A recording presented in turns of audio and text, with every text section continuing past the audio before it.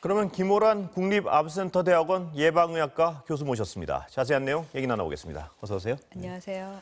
자, 일단 인원수는 좀 줄었습니다, 확진. 근데 해외 유입 감소한 게 좀 의미가 있는 거죠? 교수님? 그렇죠. 이제 예. 들어온 건 의미가 있는데 예. 문제는 이제 해외에서 발생이 줄어서 우리가 줄은 게 아니라 예. 지금 이번에 이제 검사자 수만 좀 줄어서 예. 진단자 수가 줄은 거기 때문에 예. 좀 더 지켜봐야 됩니다.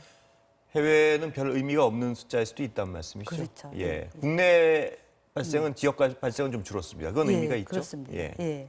아직까지 이제 큰 집단 감염은 없는데 예. 문제는 이제 계속 지속되고 있다는 거여서 예. 언제라도 여기 있는 분들이 좀 큰 집단 감염으로 옮겨 붙으면 다시 또 커질 가능성은 있습니다. 이 30명 안팎이란 이 숫자가 안심할 숫자는 아니란 말씀이시죠? 그렇습니다. 예. 예, 예. 그 사회적 거리두기 방역 강화 지침이요. 좀 구체화된다는 논의가 있는 걸로 알고 있는데 어떻습니까? 예, 교수님? 이제 논의를 많이 했고 예. 내일 다시 또 아, 생활방역위원회가 있습니다. 예. 거기서 이제 좀 더 자세하게 논의를 할 교수님 거고. 참여하고 계시죠? 예, 예. 그렇습니다. 그리고 이제 앞으로 더 많은 환자가 발생할 가능성에 대해서도 다양한 시나리오에 따라서 준비가 필요한 시점입니다. 예를 들면 어떤 식으로 이렇게 구체화되는지 잠깐 좀 들어볼 수 예를 있을까요? 들면 이제 예. 확진자가 하루 50명 미만일 때, 예. 50에서 아. 100명일 때, 예. 100명 이상일 때, 예. 어떻게 대처하고 결론은 안 났겠지만 예를 들어서 50명 예. 이하일 때랑 50명에서 좀 넘었을 때 어떤 조치가 달라지나요? 일단은 이제 오늘 발표한 격리 해제나 퇴원 아, 기준에 예. 따라서 병상 확보도 예. 중요하고 이제 사회적 거리두기를 어떻게 이제 강화시킬 것인지 예. 이런 부분이 중요한 점입니다. 오늘부터 격리 해제 기준 바뀌죠. 예, 그러니까 무증상자와 유증상자를 기준으로 나누는 거 맞죠? 예, 그렇습니다. 과거에는 우리가 이제 사스나 메르스처럼 검사 기준으로 퇴원과 격리 기준을 같이 갔습니다. 예. 그래서 환자가 증상은 다 없어졌는데도 불구하고 검사에서 계속 양성이 나오면 계속 병원에 있었거든요. 근데 이제 이걸 바꿔서 이제 증상 기준으로 증상이 있는 사람은 열흘 지난 다음에 증상 없어진 지 3일 넘으면 굳이 검사를 안 해도 이제 퇴원이 가능하다. 또 격리 해제도 가능하다 하는 거고요. 또 격리 해제 기준이 안 됐다고 하더라도 증상이 거의 없어서 병원에서 별로 처치해 줄 것이 없다라고 한다면 굳이 큰 병원의 음압병실에 있을 필요가 없이 일반 병실로 가거나 아니면 생활치료센터로 가게 됩니다. 그럼 무증상자는 최대 열흘, 예. 유증상자는 최대 13일 이렇게 봐도 되는 건가요? 그렇습니다. 예. 그러면 양성이 나와도 그 시간이 지나면 증상이 없거나 하면 퇴원을 하는 거죠. 예, 그렇습니다. 근데 그 전염 가능성은 없습니까? 그럼 이제 양성일 사실 경우에? 그 예. 부분이 명확하지 않아서 아, 예. WHO는 이미 굳이 검사할 필요가 없다. 예. 이제 격리 해제시켜도 된다라고 했지만 우리나라에서 바로 적용하지 않고 계속해서 임상 자료를 검토를 했습니다. 그랬더니 증상이 발생하고 한 5일이 넘어가면 이제 양성이 나온다고 하더라도 그 바이러스를 배양했을 때 배양이 안 되는 거예요. 그 얘기는 거의 이제 전파력이 없다는 얘기거든요. 예. 그래서 WHO 기준을 우리가 준용해도 되겠다 하는 거고 실제로 지금 현재 환자들이 입원하면 거의 25일에서 30일가량 그러니까 한 달 정도 병원에 있기 때문에 우리가 환자가 많이 발생할 때는 이렇게 되면 우리 의료 수준이 병상이 감당이 안 된다 하기 때문에 좀 줄일 필요가 있는 거죠. 그러니까 우리 의료 역량에 낭비적 요소가 있었다고 보시는 거죠. 예, 처음에는 우리가 이제 코로나19에 대해서 잘 모르니까 혹시라도 모를 이제 전파 위험 때문에 그렇게 한 건데 지금 이제 임상 자료가 쌓여서 예. 검사를 해보니까 굳이 그렇게 할 필요가 없겠다 예. 하는 거죠. 그러면 이 본인이 의사가 이를 판단하기에 그만 나가셔도 되겠습니다. 이 수준에서 근데 양성이 나오면 본인이 있고 싶으면 있을 수 있는 건가요? 아니면 나가야 되는 건가요? 이제 만약에 증상이 하나도 없어서 의료적 처치가 더 이상 필요 없어서 예. 이제 생활치료센터로 가거나 퇴원을 해도 좋겠다라고 했을 때 본인이 만약에 그걸 거부하게 되면 예. 치료비를 본인 부담해야 됩니다. 치료비를 본인 부담을 하면 남아 있을 수는 있는 거군요. 예, 그렇습니다. 그러나 의료진이 판단하시기에는 이미 전파 가능성이나 본인의 어떤 위험할 가능성은 없다고 판단하시면 그렇습니다. 내보내는 거고요. 예. 그 격리 해제 기준하고요, 교수님. 퇴원 기준하고 다른 얘기입니까? 그럼? 그렇습니다. 예. 이전에는 이제 퇴원 기준 곧 격리 해제 기준이었는데 이번에 그걸 나눈 겁니다. 이제 퇴원 기준은 의료적 처치가 더 이상 필요 없으면 이제 퇴원해도 되는 거거든요. 다른 질병하고 마찬가지입니다.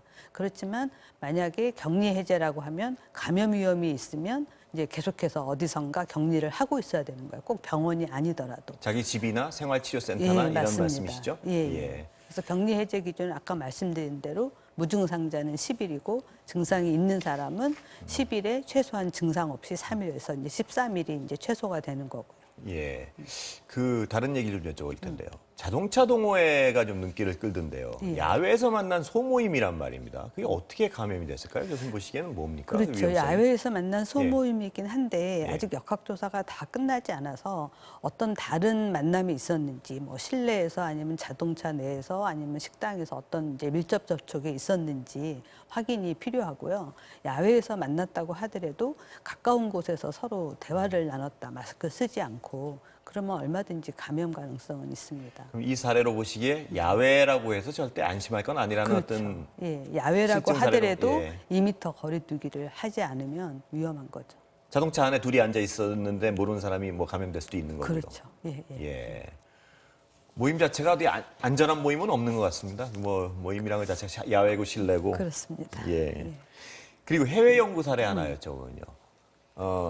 저번 이 초기에도 한번 나와서 약간 공포감이 있었던 것 같은데 코로나19를 심하게 앓고 나는 경우 폐 후유증이 심각하게 남는다. 이런 사례들 예. 좀 있는 것 같은데 어떻습니까? 그렇습니다. 그거는? 예. 우리나라는 이제 환자가 많지 않아서 중증 환자도 많지 않았기 때문에 그런 임상 사례가 별로 보고가 안 됐는데 영국은 이제 환자가 굉장히 많았기 때문에 중증 환자도 많았잖아요.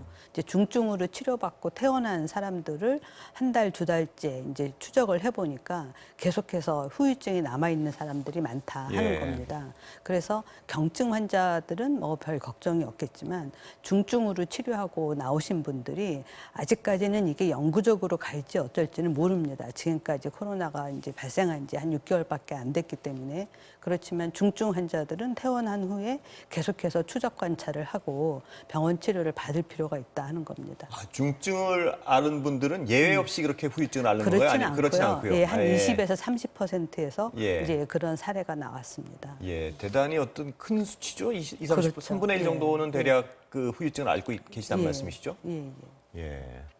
그리고 우리 다시 방역 문제로 돌아가 보겠는데요. 러시아 방역 네. 실패는 어떻게 해야 됩니까, 교수님? 앞으로 좀 이게 개선책이. 이제 예. 항만의 방역에 대해서 그동안 크게 신경을 못 썼던 것 같아요. 예. 왜냐하면 이제 사람이 들어오는 공항에 대해서는 집중적으로 신경을 썼는데 항만은 이제 선원들이 보통 잠깐 왔다가 돌아가는 거잖아요. 이제 물건만 하역을 하기 때문에. 예. 그래서 초반에 이제 3월 초에 이란과 이태리에서 환자가 많이 발생했을 때는 이란과 이태리는 이제 승선해서 검역을 하는 대상 국가로 정했는데 그 이후에 이제 여러 나라들의 이제 발생 상황이 변했는데 이제 바로 따라가지 못한 것 같고요. 이번에 이제 러시아에서 온 배에서 이제 승무원이 16명이 감염이 된 예, 것이 그렇습니다. 예. 이제 확인이 됐잖아요. 그런데 이분들이 우리나라 사람들하고 이런저런 접촉이 있어서 지금 접촉자가 이제 100몇십 명 정도가 나와서 아직까지 그분들한테서 양성이 나오진 않았는데 굉장히 이제 우려스러운 상황이고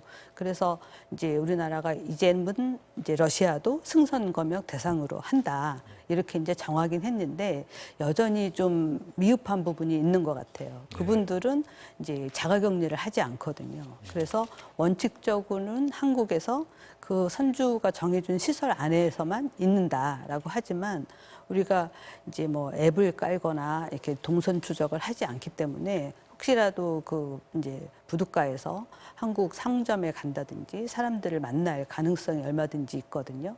그래서 그런 부분도 좀 조심해서 봐야 될 것 같습니다.